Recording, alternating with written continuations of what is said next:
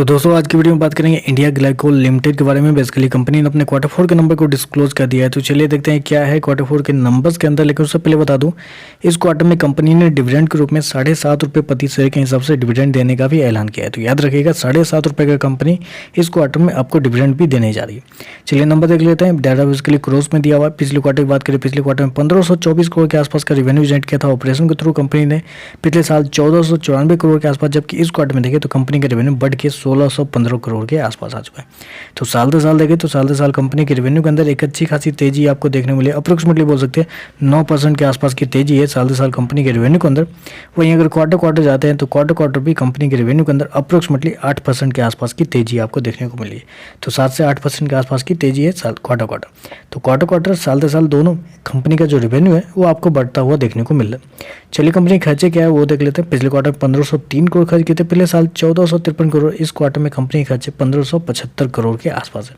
तो कंपनी के खर्चे भी देखें तो ऑन एन एवरेज कर सकते हैं कंट्रोल में ही देखने को मिले। ज़्यादा कुछ गिरावट कंपनी के खर्चे के अंदर या तेजी कंपनी के खर्चे के अंदर देखने को नहीं मिल रही है, जो कि एक अच्छी बात है।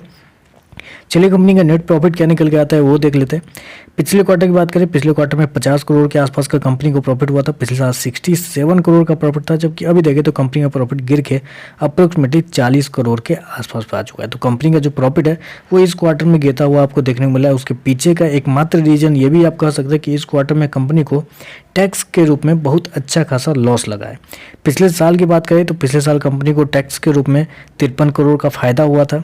इस क्वार्टर में देखें तो इस क्वार्टर में कंपनी को टैक्स के रूप में 11.5 करोड़ का लॉस लगा है। तो मतलब पिछले क्वार्टर के मुकाबले इस क्वार्टर में कंपनी का लॉस बढ़ गया है टैक्स की बात करें तो उसमें, क्योंकि अगर टैक्स से पहले का अगर आप प्रॉफिट देखने के लिए जाते हैं, यानी कि ऑपरेटिंग प्रॉफिट जो होता है वो अगर आप देखने के लिए जाते हैं, पिछले क्वार्टर में 55.5 करोड़ का प्रॉफिट था। पिछले साल अप्रोक्सीमेटली 27 करोड़ के आसपास का प्रॉफिट। अभी देखें तो इस क्वार्टर में कंपनी का प्रॉफिट 44.5 करोड़ के आसपास है। तो साल दर साल देखें तो साल दर साल कंपनी के मतलब प्रॉफिट के अंदर एक बेहतरीन तेजी देखने को मिली। 60 से 70% के आसपास की तेजी है साल दर साल कंपनी के प्रॉफिट के अंदर। वहीं अगर क्वार्टर जाते हैं तो क्वार्टर अप्रोक्सीमेटली 20% के आसपास की गिरावट भी देखने को मिली। ईपीएस क्या है, ईपीएस देख लेते हैं। पिछले क्वार्टर की बात करें तो पिछले क्वार्टर में कंपनी का ईपीएस अगर देखा जाए, ये रहा हमारे सामने जी। पिछले क्वार्टर में कंपनी का ईपीएस 16 रुपये के आसपास था, पिछले साल 21.5 रुपये के आसपास। अभी देखें तो 13 रुपये के आसपास आ चुका है। तो ईपीएस बेसिकली नेट प्रॉफिट के ऊपर कैलकुलेट होता है और नेट प्रॉफिट कंपनी का गिरता हुआ देखने को मिला है। इस वजह से ईपीएस के अंदर भी गिरावट है। ओवरऑल देखें तो मेरे हिसाब से नंबर तो कुछ खराब लग नहीं रहे हैं, मतलब एवरेज टाइप के नंबर है, नहीं खराब है नहीं अच्छे नंबर है, नॉर्मल टाइप के नंबर है। 2-4% ऊपर या 2-4% नीचे यही होना चाहिए, इससे ज़्यादा कुछ नहीं होना चाहिए। तो बस आज के लिए बस इतना ही। वीडियो पसंद आए तो लाइक कीजिएगा, साथ में साथ चैनल को सब्सक्राइब जरूर कीजिएगा। धन्यवाद।